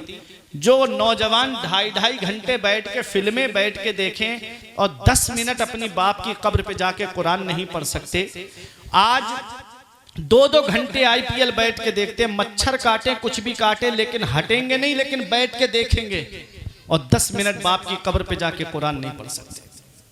ये हाल है आज की औलाद का। ऐसी तालीम और तरबियत करके जाओ अपनी औलाद को। या अल्लाह ने 4-5 बेटे दिए हैं तो एक बेटे को हाफिज या आलिम जरूर बना देना। बेशक बेशक, ये मेरा पैगाम है। मैंने देखा है कि अगर बच्चों को आलिम या हाफिज नहीं बनाया तो बाप की कब्र पे कोई फातिहा पढ़ने वाला तक नहीं है। अल्लाह अल्लाह, हकीकत। आप गांव में रहते हो, आप मुझसे ज्यादा तजर्बा है आपका, देख लो कब्रिस्तान जाके, और बच्चा आलिम या हाफिज होगा तो या तो मस्जिद में इमामत करेगा तो भी कुरान पढ़ेगा, और मदरसे में बैठ के पढ़ाएगा तब भी कुरान पढ़ेगा। जब जब वो कुरान पढ़ेगा सवाब माँ बाप को मिलेगा। सुभान अल्लाह। तो आखिरत की भी सोच लो, सिर्फ दुनिया नहीं, मरने के बाद की भी फिक्र कर लो। कब्रिस्तान ऐसे बूढ़ों से भरा पड़ा है जो कहते हैं मौलाना फजर से नमाज पढ़ने आएंगे। कब्रिस्तान ऐसे जवानों से भरा पड़ा है जो कहते थे कि जुमे से नमाज पढ़ने आएंगे। साथ जिनके थे यहाँ लश्करों फौजों सिपाह, बेकसाना कब्र के अंदर अकेले चल बसे। एक साथ भी न ठहरे वादा जिनका आ गया, जी के जी में रह गए अरमान सारे चल बसे। पढ़ के तू कुरान को अब जमा कर ले कुछ सवाब, कब्र पर फिर कौन आए फातिहा के वास्ते। काम वो कर ले प्यारे जिसके 22 कब्र में बागे रिजवा से खुले खिड़की हवा के वास्ते। काम दोजक के किए जन्नत का है उम्मीदवार, कसरे जन्नत तो बना है पारसा के वास्ते। तो मुत्तकी बन के जाओ, परहेजगार बन के जाओ, और अपनी औलाद को आलिम या हाफिज जरूर बना के जाना। देखो गौसे आजम की वालदा ने बेटे को बुढ़ापे की आड़ नहीं बनाया। ये नहीं कहा बेटा बुढ़ापे में छोड़ के जा रहा है, कहा जा मेरे लाल पढ़ने जा रहा है, तालीम हासिल करने जा रहा है, जा। हो सकता है अब आज के बाद तुमको माँ का चेहरा दिखाई ना दे, लेकिन जाओ मेरे लाल पढ़ने के लिए। गौसे आजम भी जानते थे कि अब माँ का चेहरा देखने को दोबारा नहीं मिलेगा, फिर भी गए पढ़ने के लिए। बगदाद में तालीम हासिल की और कितना इल्म हासिल किया, कितनी तालीम हासिल की। मेरे गौस फरमाते हैं दरस्तुल इल्म हत्ता सिरतु कुतुबा, मैंने इतना इल्म हासिल किया कि अल्लाह ने मुझे कुतुब बना दिया, अल्लाह ने मुझे कुतुब बना दिया। ऐ लोगों, पता चला सरदारी इल्म से मिलती है, बुलंद रुतबा इल्म से मिलता है, बुलंद मकाम इल्म से मिलता है, मकाम सुरैया इल्म से मिलता है। इतने बड़े आलिम बने गौसे आजम, इतने बड़े मुफ्ती बने गौसे आजम के तारीख में लिखा है, किताबों में लिखा है कि आप पढ़ने के बाद में 40 साल मदरसे में बैठ करके पढ़ाया गौसे आजम ने, और हर साल आपके मदरसे से 3000 तालिबे इल्म आलिम फाजिल मुफ्ती बन के निकलते थे। गौसे आजम उस शख्सियत का नाम है कि जिन्होंने 1,30,000 आलिम इस कौम को अता फरमाए हैं, उसे गौसे आजम कहते हैं। आज करामत नहीं बताऊंगा गौसे आजम की, करामतें तो हद तवातुर को पहुंच गई गौसे आजम की। सिर्फ जिंदगी से जुड़ी हुई बात बता रहा हूं कि इल्म कितना हासिल किया। 40 साल मदरसे में बैठ करके पढ़ाया गौसे आजम ने, और आपने किताबें लिख करके इस्लाम की खिदमत की। कुरान की तफसीर अल जीलानी लिखी गौसे आजम ने, गुनियतुल तालिबीन लिखी गौसे आजम ने, फुतूहुल गैब किताब लिखी गौसे आजम ने, अल फतहुर रब्बानी किताब लिखी गौसे आजम ने। ऐ लोगों, कई रसाइल लिखे गौसे आजम ने, किताबें लिख के इस्लाम की खिदमत की। और तीसरा तरीका है तकरीर, वाज के जरिए इस्लाम की खिदमत की गौसे आजम ने, तकरीर के जरिए खिदमत की गौसे आजम ने। और वाज तकरीर कोई मामूली चीज नहीं है, तकरीर को आप मामूली मत समझना। अफसोस तब होता है जब मेरी कौम के नौजवान हजारों रुपये, लाखों रुपये सिर्फ लतीफे सुनने पे खर्च कर देते हैं, सिर्फ कॉमेडी सुनने पे खर्च कर देते हैं। और आलिमों पे भी मुझे अफसोस होता है कि जो नजराना हाई फाई लेकर के सिर्फ लतीफे सुना के चले जाएं कौम को, सिर्फ हंसा करके चले जाएं कौम को। याद रखना प्यारे मुसलमानों, पैसा बड़ी मेहनत से कमाया जाता है, पैसा बड़ी मेहनत के बाद में मिलता है। उनसे पूछो जो अपना घर छोड़ के बाहर पैसा कमाने गए हैं, उन ड्राइवरों से पूछो जो जान हथेली पे लेकर के रोड पे पैसे की खातिर फिर रहे हैं, कितनी मेहनत से पैसा कमाया जाता है। और एक कमेटी वालों, तुमको भी इसका जवाब देना पड़ जाएगा। अगर तुमने कौम से पैसा दिया और तुमने ऐसा आलिम ना बुलाया अपने जलसे में जिससे लोगों की इस्लाह हो जाए, सिर्फ लतीफे सुना करके वो चला जाए, सिर्फ हंसा करके लोगों को चला जाए, तो तुमको भी जवाब देना पड़ेगा कौम के पैसे का कि तुमने कहां पर लगाया है। ऐ मेरे अजीजों, इसलिए अपनी अपनी सोच को बदलो, अपनी सोच को तब्दील करो, और ऐसे आलिमों को अपने जलसों में बुलाओ जो हमें आखिरत की याद दिलाए, जो हमें कब्र की याद दिलाए, जो हमें बुरे कामों से रोक दे। ऐसे आलिमों को बुलाओ कि लोग नमाज नहीं पढ़ते, उनकी तकरीर को सुनने के बाद आदमी नमाजी बन जाए। ऐसे आलिमों को बुलाओ जो लोग रोजे नहीं रखते, उनकी तकरीर को सुनने के बाद रमजान के रोजे रखने लगे। ऐसे आलिमों को बुलाओ कि लोग माल की ज़कात नहीं देते, उसने समझाया और ज़कात ना देने में कितना बड़ा गुनाह है ये बताया, और लोगों ने माल की ज़कात निकालना शुरू कर दी। ऐसे आलिमों को अपने यहाँ जलसों में बुलाया करो। सिर्फ तखय्युलाती, सिर्फ तसव्वुराती, सिर्फ नावेलाती बातें सुन करके ऐ मेरे अजीजों, आओ जरा तवज्जो के साथ सुनिएगा और अपनी अपनी आखिरत की तैयारी करो। गौसे आजम तकरीर नहीं करते थे, ख्वाब में मदीने वाले मुस्तफा तशरीफ लाए। बेटे अब्दुल कादिर तकरीर क्यों नहीं करते, वाज क्यों नहीं कहते? तो गौसे आजम ने अर्ज किया, नाना ये अरबी लोग हैं, मैं अजमी हूँ, मैं इनके सामने बयान कैसे करूँ? इनकी अरबी फसी हो बलीग है, मैं इनके सामने कैसे बयान करूँ? नबी ने फरमाया अपना मुंह खोलो।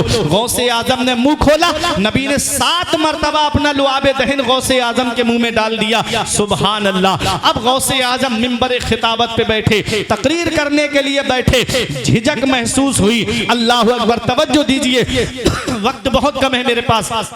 गौसे आजम तकरीर के लिए बैठे और जैसे ही गौसे आजम ने तकरीर शुरू करना चाही, झिझक महसूस हुई, फौरन मौला अली शेरे खुदा आ गए। अब्दुल कादिर तकरीर क्यों नहीं करते? झिझक महसूस हुई तो मौला अली शेरे खुदा ने फरमाया, बेटे मुंह खोलो। गौसे आजम ने मुंह खोला, अली शेर खुदा ने 6 मरतबा अपना लुआबे दहन गौसे आजम के मुंह में डाल दिया, नबी ने 7 मरतबा डाला। अली शेर खुदा ने 6 मरतबा डाला। अर्ज किया कि नाना ने 7 मरतबा डाला, आपने 6 मरतबा क्यों डाला?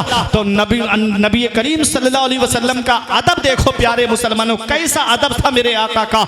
ऐ लोगों, हजरत अली शेर खुदा कहते हैं ताकि नबी से गिनती में बराबरी ना होने पाए, ताकि तादाद में बराबरी ना होने पाए, ये अदब था। अब आपके जहन में एक बात आती होगी कि नबी ने जब लुआबे दहन डाल दिया तो क्या नबी का लुआबे दहन काफी नहीं था? क्या नबी का लुआबे दहन काफी नहीं है? तो अली शेर खुदा को अपना लुआबे दहन डालने की क्या जरूरत है? तो सुनो, नबी का लुआबे दहन तो वो है कि कुएं का पानी खारा था, सहाबी ने आके कहा आका कुएं का पानी खारा है, नबी ने लुआबे दहन डाल दिया, कुएं का पानी मीठा हो गया। आज भी वो कुआं मदीने शरीफ में मौजूद है। नबी करीम की बारगाह में एक सहाबी की पैर की हड्डी टूट गई, पिंडली की, आए अर्ज किया आका मेरे पैर की हड्डी टूट गई। नबी ने ये नहीं फरमाया जाओ किसी हकीम के पास जाओ, तबीब के पास जाओ और इस पे प्लास्टर चढ़वाओ, नहीं, नबी ने फरमाया करीब आओ, अपना लुआबे दहन लगा दिया और हड्डी के ऊपर अपना दस्ते मुबारक फेर दिया, हड्डी ठीक हो गई। ए लोगों, एक सहाबी की आंख में तीर लगा, हाथ पे ढेला निकल के बाहर आ गया। आका की बारगाह में आया, आका मेरी आंख का ढेला बाहर निकल आया। नबी ने ये नहीं फरमाया जाओ किसी हकीम से इलाज कराओ आंख का, नबी ने फरमाया करीब आओ। नबी ने अपना लुआबे दहन लगाया और आंख के हल्के में दीदा फिट कर दिया। सहाबी कहते पहले से ज्यादा रोशनी आ गई मेरी आंख में। आला हजरत पुकार उठे आंख अता कीजिए, उसमें ज़िया दीजिए, जलवा करीब आ गया, तुम पे करोड़ों दुरूद, अल्लाह अकबर। ये मेरे नबी का लुआबे दहन है। हजरत अबू बकर सिद्दीक के पैर में सांप ने काट लिया, नबी ने अपना लुआबे दहन लगाया, जहर के लिए तिरयाक बन गया। ऐ लोगों, मौला अली शेर खुदा की आंखें आ गई, नबी ने बुलाया, अपना लुआबे दहन लगाया और अली शेर खुदा की दुखती हुई आंखें ठीक हो गई। ये नबी का लुआबे दहन है। तो नबी ने जब अपना लुआबे दहन डाल दिया तो फिर अली शेर खुदा को लुआबे दहन डालने की क्या जरूरत थी? तो सुनो, इसमें बहुत बड़ा राज है। नबी ने फरमाया अना मदीनतुल इल्मी व अलीउन बाबुहा, मैं इल्म का शहर हूं और अली उसका दरवाजा है। नबी ने अपना लुआबे दहन डालकर, अली शेर खुदा ने बाद में डाला, पहले नबी ने डाला। नबी ने लुआबे दहन डालकर गौसे आजम के सीने में इल्म का शहर बसा दिया और अली शेर खुदा ने लुआबे दहन डाल के शहर का दरवाजा खोल दिया। नारे तकबीर, नारे रिसालत, फैजाने गौसे आजम, अजमते गौसे आजम, जश्ने गौसुल वरा। पता चला तकरीर भी इल्म से होती है, पता चला तकरीर भी इल्म से होती है। बेशक सरकार गौसे आजम ने अब तकरीर शुरू की। 70-70 हजार का मजमा होता था। आज माइक के जरिए हमारी आवाज थोड़ी दूर नहीं पहुंच पाती। कभी कहते तौहीद भाई का साउंड है, ये तो बहुत अच्छा बोल रहा है, न तो ऐसा ऐसा साउंड मिल जाए कि इसकी बेस कम करो, इसका ट्रैवल बढ़ाओ और बॉक्स में आवाज दो, इको थोड़ा कम लग रहा है, इको बढ़ाओ, फिर भी आवाज थोड़ी दूर नहीं जा पाती। मगर वह मेरे गौसे आजम 70 हजार का मजमा होता, जितनी आवाज सामने बैठने वाला सुनता, सबसे पीछे बैठने वाला भी उतनी ही आवाज सुनता था गौसे आजम की। ये शान है गौसे आजम की। और गौसे आजम के जब तकरीर से आप फारिग होते थे, न कोई गुटखा खाता था वहां पर, न तो ये तो गुटखे का तो दौर ही नहीं था। अरे किसी को वो भी नहीं आती थी, ऐसे गर्दन भी मोड़ के नहीं देखता था इधर उधर। गौसे आजम की मजलिस वाज को मैंने पढ़ा है, न किसी को खकार आती, न खांसी आती, सन्नाटा छा जाता तकरीर सुनते वक्त गौसे। और ऐसी वजदानी कैफियत होती कि जब तकरीर खत्म होती 200-200, 250-250 जनाजे उठते थे। खौफे खुदा से लोगों की रूह निकल जाती थी। बादशाहों से कहते थे अब्दुल कादिर तुझे ऐसा हुक्म देता है ये कर। अगर वहां वजीर बैठा होता तो वजीरों की आप रियायत नहीं करते थे कि आइए करीब आकर के हमारे यहां बैठिए। कहते थे गौसे आजम कहते थे अब्दुल कादिर तुझे ये हुक्म देता है ऐसा कर। अपने वक्त का खलीफा, हाकिम, अपनी जुबान में कहूं प्रधानमंत्री, उस वक्त का खलीफा मुस्तंजिद बिल्लाह अशरफियों की थैली लेके गौसे आजम के पास आया नजराने के लिए। गौसे आजम ने थैली ली और उसको दबाना शुरू किया तो उससे खून निकलने लगा। इतना खून निकला कि पूरी खानका में खून बहने लगा। वो घबरा गया, गौसे आजम ने फरमाया लोगों का खून चूस के आया है और मुझे नजराना दे रहा है। लोगों के का खून चूस के आया है, उनको सता करके ये पैसे जमा करके लाया और मुझे नजराना दे रहा है। और आज के पीरों को देखो, चोरी करके लाया माल और जैसी ला के दिया, जा अल्लाह तेरे कारोबार में बरकत करे। ये हाल है। वो पीराने पीर है, रोशन जमीर है, वो कुतुब रब्बानी है, महबूब सुबहानी है, शहबाज लामकानी है, पीर लासानी है। दिलों के राज जानते थे गौसे आजम, दिलों के हालात जानते थे गौसे आजम। आने वाला किस नियत से आया है, आने वाला क्या इरादा लेके आया है गौसे आजम की बारगाह में, ये शान थी मेरे गौसे आजम की। फरमाते हैं दरस्तुल इल्म हत्ता सिरतु कुतबा, मैंने इल्म हासिल किया, अल्लाह ने मुझे कुतुब बना दिया। फिर मेरे गौस फरमाते हैं मुरीदी ला तखफ अल्लाह रब्बी अतानी रिफातन निलतुल मनाली, ऐ मेरे मुरीद मत डर, अल्लाह मेरा रब है।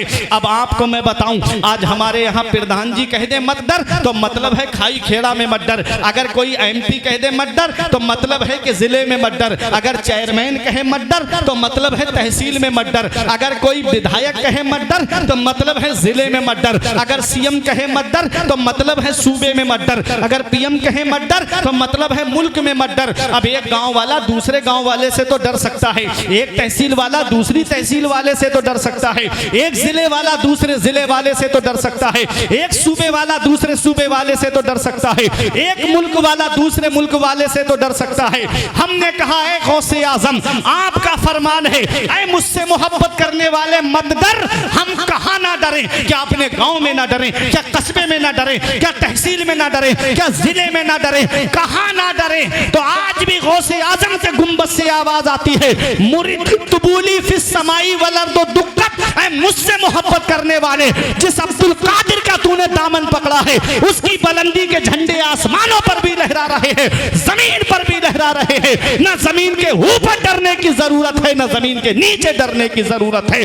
जमील कादरी पुकार उठे, खुदा के फजल से हम पर है साया गौसे आजम का, खुदा के फजल से हम पर है साया गौसे आजम का, हमें दोनों जहां में है सहारा गौसे आजम का। मुरीदी ला तखफ कहकर तसल्ली दी गुलामों को, कयामत तक रहे बेखौफ बंदा गौसे आजम। ये सरकार गौसे आजम है। मेरे गौस फरमाते हैं, मेरे गौस फरमाते हैं नजर तो इला बिलादिल्लाही जमा खरदालतन अला हुक्म इस्तिसाली, मैं अल्लाह के तमाम शहरों को ऐसे देख रहा हूं जैसे कोई अपनी हथेली पर राई के दाने को देख रहा हो। आप राई का दाना, सरसों का दाना अपनी हथेली पे देखो, रखो तो आप उसको देखते हो। गौसे आजम की बारगाह में जवाब मिलता है, फरमाते नजर तो इला बिलादिल्लाही जमा, मैं अल्लाह के तमाम शहरों को ऐसे देख रहा हूं जैसे अपनी हथेली पर राई का दाना। अल्लाह अकबर, ये मकाम है गौसे आजम का, ये शान है गौसे आजम की। किस किस मोड़ पर, किस किस महाज पर, किस किस मकाम पे देखोगे गौसे आजम को। गौसे आजम किसी का रोना नहीं देखते थे। 5 मिनट में तकरीर अब खत्म करने जा रहा हूं, मेरा वक्त पूरा होने जा रहा है। गौसे आजम की शान देखो, किसी का रोना नहीं देखते थे गौसे आजम। आपकी बारगाह में एक मुरीद आया, रोने लगा, फरमाया मेरे गौस ने रोता क्यों है मेरे मुरीद? कहा हुजूर तन्हाई में बात करना चाहता हूं, कुछ बातें होती हैं जो अकेले में की जाती हैं, सबके सामने नहीं की जाती। मेरे गौस ने फरमाया बताओ क्या बात है अकेले में जाकर।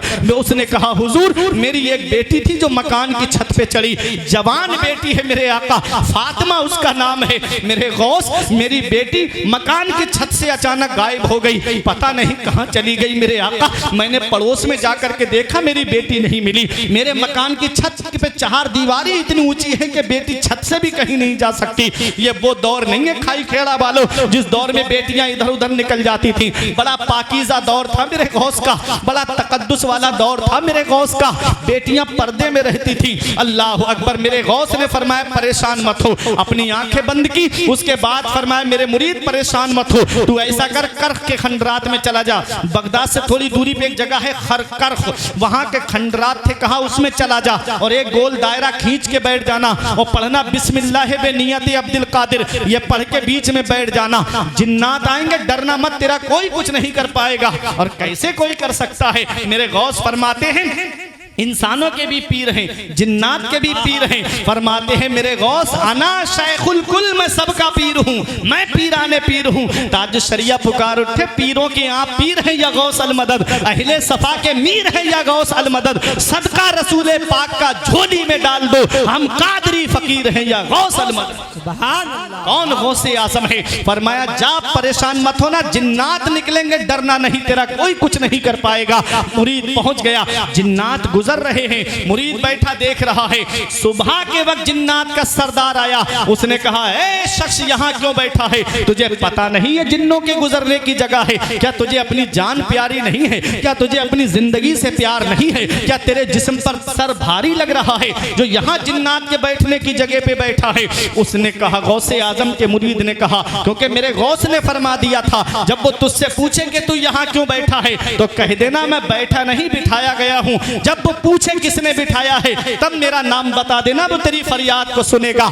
जैसे ही मुरीद ने कहा मैं बैठा नहीं हूँ, मुझे बिठाया गया है। कहा किसने बिठाया इस रास्ते पे? कहा मुझे बिठाने वाले कुतुब रब्बानी हैं, महबूब सुबहानी हैं, शहबाज लामकानी हैं, पीर लासानी हैं, हुजूर सैयदना शेख मुहियुद्दीन अब्दुल कादिर जिलानी गौसे आजम है। मेरे गौस का नाम सुनना था। जिन्नात का सरदार थरथरा गया, नीचे उतरा सवारी से, घुटने जमीन पे रख के कहता है बताओ मेरे आका ने क्या हुक्म दिया है, बताओ मेरे आका का हुक्म क्या है? अल्लाह अकबर। गौसे आजम के मुरीद ने कहा मेरी बेटी मेरे मकान की छत से गायब हो गई है, जरा तलाश करो कहाँ है। जिन्नात के सरदार ने जिन्नों की तरफ नजर डाल के कहा किसकी हिम्मत हुई जिसने गौसे आजम के मुरीद की बेटी पे गलत नजर डाली? जिन्नात डर गए, बोले हमारी इतनी हिम्मत कहाँ कि हम गौस पाक के मुरीद की बेटी पे गलत नजर डाले। कहा जाओ तलाश करो, पहाड़ों की कुह में जाकर के देखो, समंदरों की गहराई में जाकर के देखो, कुओं की गहराई में उतर करके देखो मुरीद की बेटी है कहाँ। अल्लाह अकबर। तलाश किया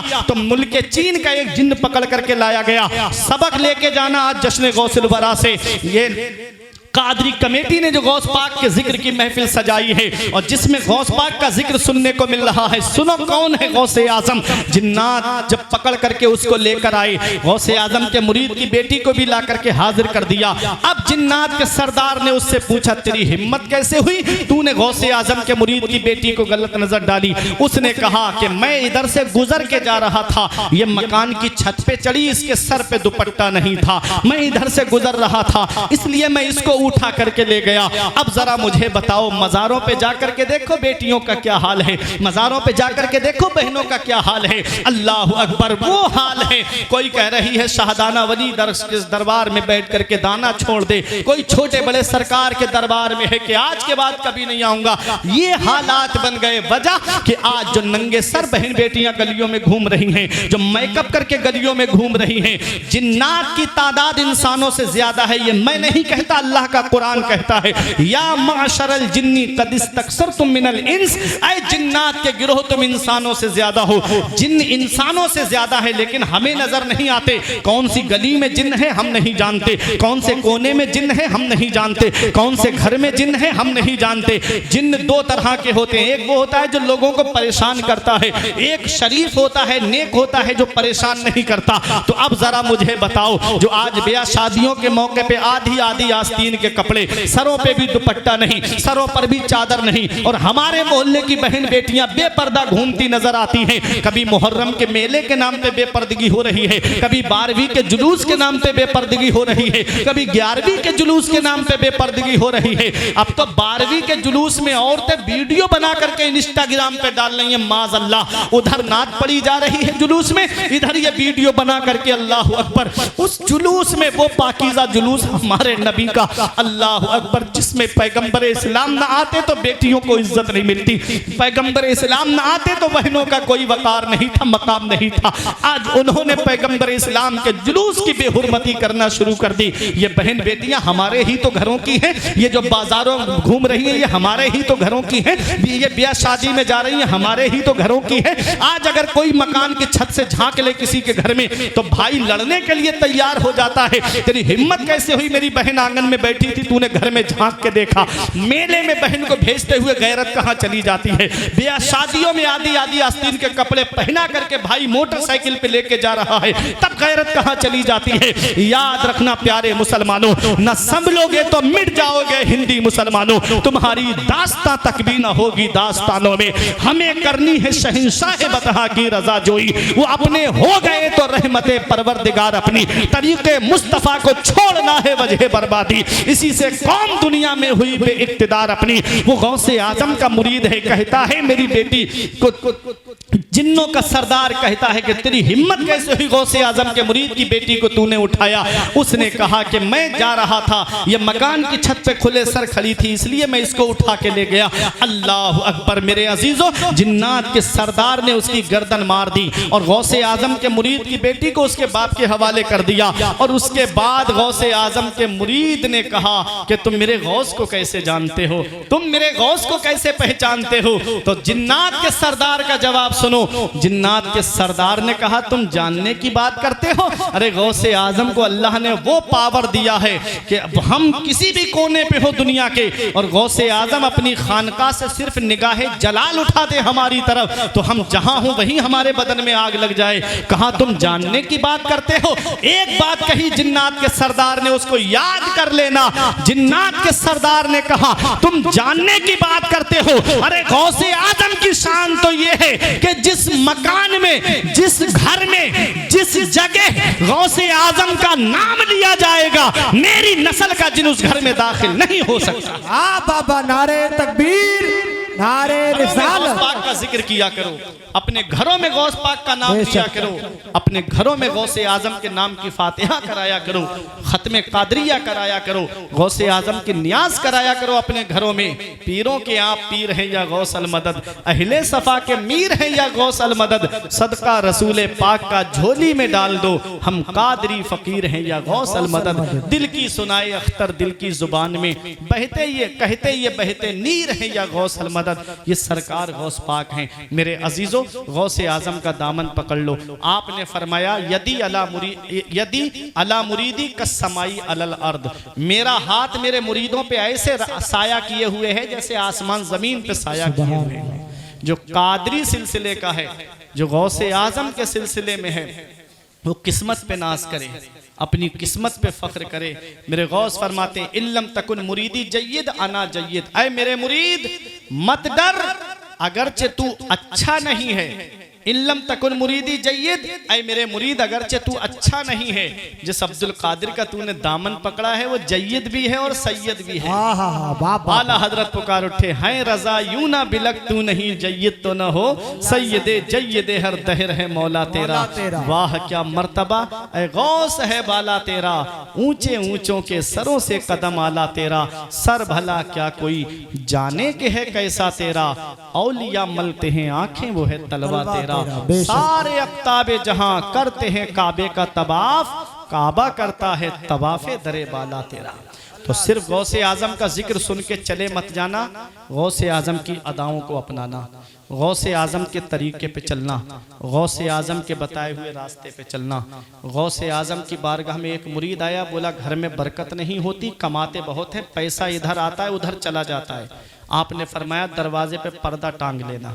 वो चला गया, एक महीने के बाद आया नजराना लेके, हुजूर घर में बड़ी बरकत हो रही है, अब तो बहुत पैसे में बरकत है, आप जरा ये बताएं पर्दे में क्या कमाल था। फरमाया पर्दे में ऐसा कोई कमाल नहीं था, तेरा घर जो था वो मेन रास्ते पे था, लोग आते थे जाते थे, गुजरते थे आते थे जाते थे, उन्हीं गुजरने वालों में बेनमाजी भी गुजरा करते थे। जब बेनमाजी की नजर तेरे घर के दरवाजे पे पड़ती थी तो अल्लाह ने उसकी नहूसत की वजह से तेरे घर की बरकत को खत्म कर दिया था। ऐ खाई खेड़ा वालों, सिर्फ बेनमाजी की नजर दरवाजे पे पड़े तो अल्लाह घर की बरकत खत्म कर दे। और जिस घर में पूरी फैमिली बेनमाजी हो, फजर की नमाज का पता नहीं, जोहर का पता नहीं, असर का पता नहीं, मगरिब इशा का पता नहीं, फिर कहते हैं कमाते बहुत है मगर पैसा रुकता नहीं। ऐ मेरे अजीजों, ये गौसे आजम का फरमान याद रखना, जिस घर में बेनमाजी की नजर पड़ जाए अल्लाह उस घर से बरकतें खत्म कर देता है। अगर घर में बरकत चाहते हो तो नमाज पढ़ो, खुद भी नमाज पढ़ो, अपने घर वालों को उठाओ फजर में कि सब अल्लाह की इबादत करो। खुद भी नमाज पढ़ो। बाप से पूछा जाएगा औलाद को तुमने कैसी तरबियत की, बड़े भाइयों से पूछा जाएगा छोटे भाइयों के साथ तुमने कैसी तरबियत की। तो मेरे अजीजों, बाप खुद फजर में उठे और सब घर वालों को उठा के कहे चलो फजर की नमाज पढ़ो, और फजर के बाद सब कुरान की तिलावत करो। फिर देखो बरकतें घर में कैसा तवाफ करती हैं। ये सरकार गौसे आज़म की शान है, यह सरकार गौसे आज़म का मकाम व मर्तबा है कि गौसे आज़म की याद अपने दिल में बसाए रखो। जो गौसे आज़म का सच्चा चाहने वाला है, सच्चा मुरीद है, वो तब तक नहीं मरेगा जब तक अल्लाह उसे तौबा की तौफीक नसीब नहीं फरमाए। सुभान ये मकाम है आला हजरत। इसीलिए कहते हैं कादरी कर कादरी रख, कादरियों में उठा, कदर अब्दुल कादर कुदरत नुमा के वास्ते। परवरदिगार आलम की बारगाह में दुआ है, मेरे कुछ अर्ज करने में गलती हुई हो मौला मुझे माफ़ फरमाए। अस्तगफिरुल्लाह रब्बी मिन कुल्ले ज़ंबियों व अतूबु इलैह। कलमा तैयब पढ़ें, ला इलाहा इल्लल्लाहु मुहम्मदुर रसूलुल्लाह सल्लल्लाहु अलैहि वसल्लम। ये ज़िंदगी सवारिए दिलशाद कीजिए, लम्हात ज़िंदगी के ना बर्बाद कीजिए। जब मकसद हयात इबादत खुदा की है, पढ़िए नमाज, मस्जिदें आबाद कीजिए। सभी के सामने एक दिन ज़रूर आता है। ये हुस्न फ़ानी है लेकिन गुरूर आता है। किसी क्रीम से पाउडर से कुछ नहीं होता, नमाज पढ़ने से चेहरे पे नूर आता है। रही कली तो फूल खिलेंगे, ज़िंदगी बाकी रही तो फिर मिलेंगे। अस्सलामु अलैकुम व रहमतुल्लाहि व बरकातहू।